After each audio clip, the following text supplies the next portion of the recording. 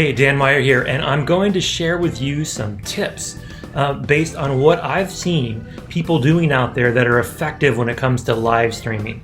Now, I have a bunch of clients that do live streaming, and I'm having more and more requests for virtual assistants to help my clients do better live streaming.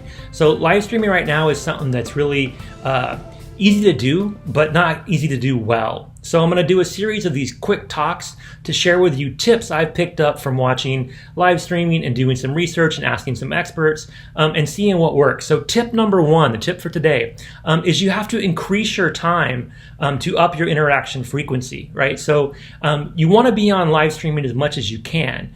And that doesn't mean, hours and hours on end, but you want to make it something worth people's time, right? So if you're just live streaming and hoping people will show up, that's really not the way to go. There are a lot of strategies to be able to get a following to watch you on your live stream. But one of them is that you want to have frequent interaction, right? So you want to build that interactivity with people that are watching your streams. So if you're doing something consistent with time, in location, in background, in theme, in music, and whatever you're trying to do your stream, you want to make sure that you're doing it and you're using that time wisely. And you do want to make sure that you give yourself enough time to really build interaction. Most quick videos are short, a minute or two or less, are good for attracting attention. But when you're streaming, you want people to engage with you, and that takes time, right? So I'd say that, you really should be, if you're live streaming, you should plan on live streaming for at least 15, 20 minutes. And if you can't do that, then maybe it's probably not worth it. Maybe you're better off just doing a quick video. Think a TikTok approach versus actually a stream approach, because you just want people to watch something and then there's a call to action or something funny or whatever you're going to do. But if you're trying to really increase your business, increase your reach, share your message, have a bigger impact using live streaming, you've got to increase your time. So that's tip number one. I'll have a bunch more tips coming your way. But this is basically what I see that people that are live streaming that are effective are doing. So think about the time that you are streaming and how to make sure that you are filling that time wisely for interactivity. That's my tip for today. I'll be back with more soon. Take care. Hey, Dan Meyer here, and I'm back again to talk more about live streaming do's and don'ts, right? So basically from all the live streaming I've been watching and researching, and from the experts I've listened to their videos or watched their podcasts or done things to figure out what people are doing that are more streaming, I'm finding that these things are commonalities that we should all be thinking about. One is that you need to invest in good equipment, right? So you got to have a decent microphone. You got to have a good background. You got to have lighting.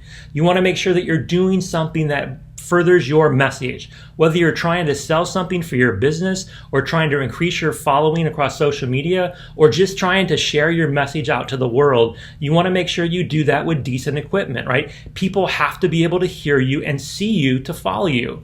If you do something where it's dark or where they can't hear you, there's a wind in the background or music in the background, it's too loud, they can't hear you, you're going to lose your audience. Maybe your loyal fans will stick with you, but you really want to be able to get your message out there. You really want to be able to have an impact with what you're doing via live stream. You've got to have the right equipment so people can hear you.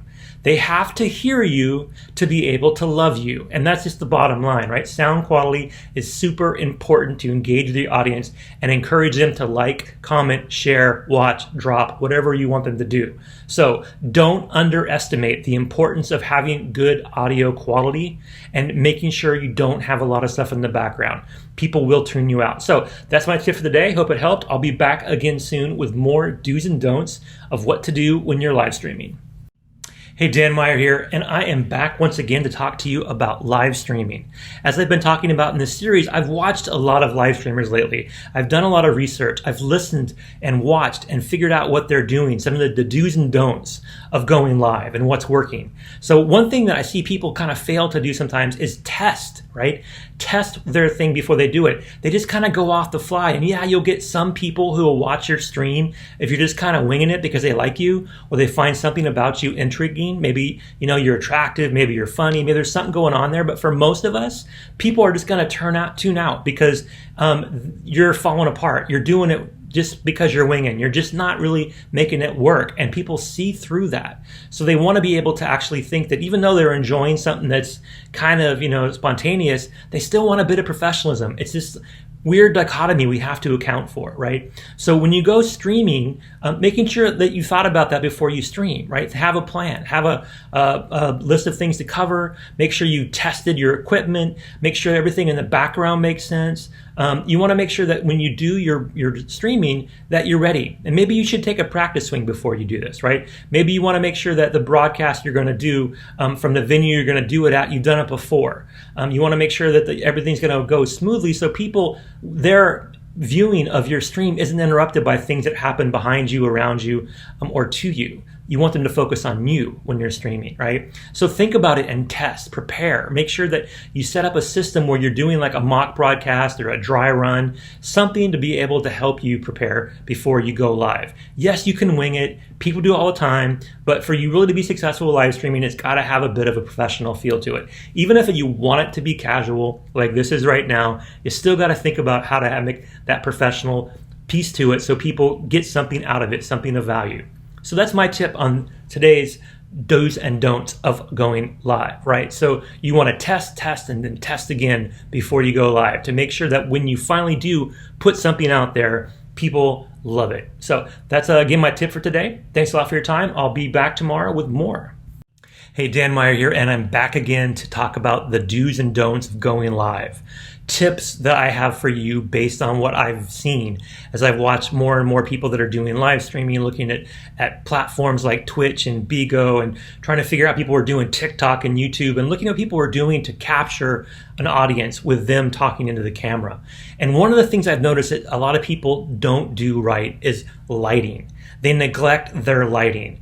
Whenever I'm, just having a casual conversation with somebody, or maybe I'm on a Zoom conference call and I'm not a featured speaker, yeah, lighting doesn't matter, right? You can have it, in the dark shadows of your living room or your bedroom or in the back of a cafe or wherever you may be. But if you're trying to engage your audience and you want people to be engaged in your stream and you want them to interact with you, they want you comments and likes and interact with the audience in ways that will drive action, will get your message out there, will broaden your appeal, they need to see you, right? If they can't see you clearly, they can't feel like you're looking into their eyes and engaging with them, it's going to be a challenge, right? So make sure you have a well-lit room. Natural lighting is best by far and away, but not so much natural lighting that it causes glare. Make sure you don't have, glasses on that glare off the sun. Make sure that you don't have any reflective things behind you like windows or mirrors. Check all that out. And then if you are inside, make sure you have good lighting. A couple ring lights are great, right? Especially if you're doing any kind of regular casting, you want to make sure that you have lighting so your face is clear and people can see you, right? They're going to be looking at your face and trying to engage with you like you're in person. That's the way we live now, right? So make sure that your stream really is well lit. And if you have to do it at night or in the dark, have ring lights or have some other kind of portable light to be able to illuminate your face.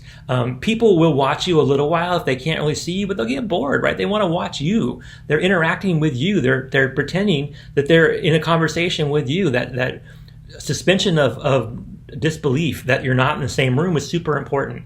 And of course, unless you're trying to attract people in the club atmosphere and they don't care, then maybe it will work if you're just showing them something happening. Maybe if you're trying to take them on a tour of something where it's dark, okay, you can get away with it. But 99% of the time, you want to make sure that when you talk to somebody via your camera, that they can clearly see you. So that's my tip for today.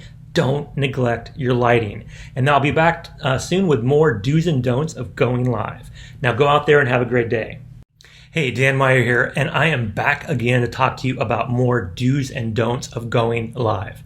So as I've been talking about, based on all of the analysis I've been doing of the different types of streaming out there, the things I see on Facebook and Instagram, the things I see on TikTok and Bigo and Twitch and all the other sites out there where people are streaming on a regular basis, the most important thing I've seen by far and away that makes people's streams more successful is they're having fun. Right? It's a cliche. People say it all the time. Maybe it's overused, but I don't think so. People want to see other people having fun. One of the things I can't believe that's so popular on YouTube, it's kind of died down, but remember the unboxing, actually watching somebody else open a box became viral, right? And then watching other gamers game, right? Watching people play video games using something like Twitch or even on YouTube. It's amazing, right? Watching people just talk or sing or dance on things like TikTok or Bigo. It's crazy, but people are having fun, and that's the key, right? It couldn't be more true than it's all about the fun. If your approach with your broadcast is basically something where you're filling it with optimism and excitement, where you're doing something to engage people and get them excited about it, it's going to be more effective. And if you're just sitting there kind of like monotone, talking into the camera, not doing anything with any kind of pizzazz, people are going to tune out, right? And that's pretty common sense, but you'll be shocked if you actually start paying attention to other people's streams, what they're not doing right. They're not really having fun. They're kind of like just rushing through it. They're talking about something that they feel they need to share, but it's rushed. It feels like it's, a sense of like, oh my God, I'm doing this because I really don't want to. I really don't enjoy it. I'm just kind of like, done. That's not the way to stream, right? No one wants to watch a boring broadcast. People want to be engaged. And if you really, really optimize your conversational approach to it, you encourage comments, you try to engage them, you see who's logging in, who's following you, and you talk to them. One of the biggest problems with streaming is people just talking to the camera like this, like it's a video, right? This is just a video I'm recording. But if I was streaming, I should be looking to see who's commenting and sharing and thanking them and engaging with them in real time. Super important stuff. Bottom line though is if you're having fun, your audience will have fun. Don't ever forget that. It is the most important tip when it comes to do's and don'ts of going live. So that's my talk for right now. I'll be back soon with more tips on what to do to really make your stream awesome.